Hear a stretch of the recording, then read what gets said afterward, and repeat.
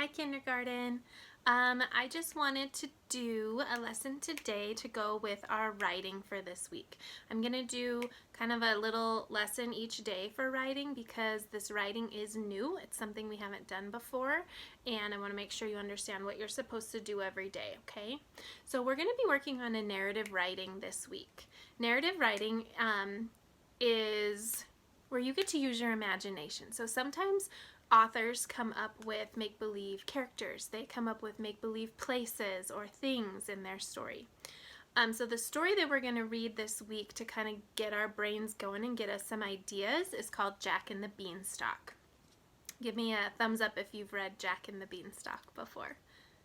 Yeah, it's pretty popular story. So if you have the book at home, I want you to pause my lesson and I want you to read it before you come back and start your writing for this week, okay? If you do not have the book at home, I want you to pause this lesson and I want you to go to the link that I put on Dojo with the lesson and listen to the video version of the story and then come back and you can start your writing, okay? So I'm going to have you go do that right now and then we will move on to our writing. Okay, so Jack and the Beanstalk. In the story, Jack is a make-believe person and the beanstalk is a make-believe plant.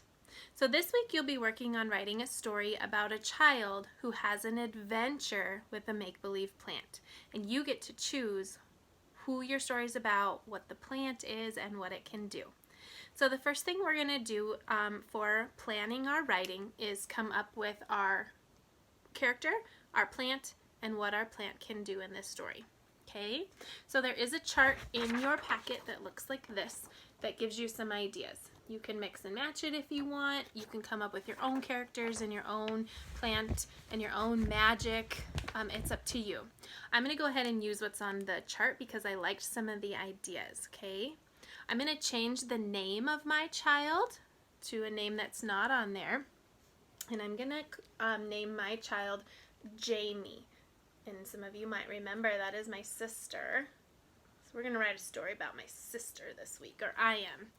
Okay, so go ahead and choose your child's name. It can be you, it can be a sibling, it can be a friend, it could be a made-up name. It's your choice. You're the author. Okay, so we're going to write child, or have mom and dad write child, and then you are going to write your character's name next to it. Go ahead and do that. Okay, if you're not done yet, go ahead and pause the lesson anytime throughout here and come back when you're ready, okay?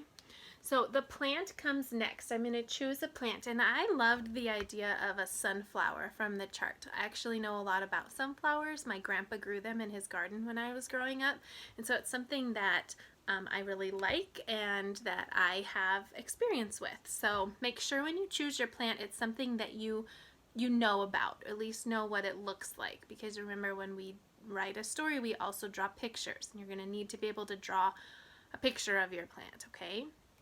So I'm going to write plant, or have mom and dad write plant, and then I'm going to write sunflower. Go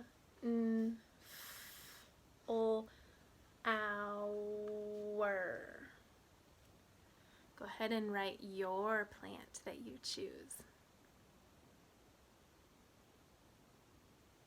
Okay, now we get to choose the magic part of our plant. What can your plant do using your imagination? So I'm going to go with that my sunflower can talk. So we're going to write magic, or just like on the chart it says what plant can do. You can choose what you write here, and then you're going to write what it can do. And I'm going to say my sunflower can talk. Okay, go ahead and tell mom and dad what magical power your plant has, or what it can do that's make-believe, and then write it on your chart.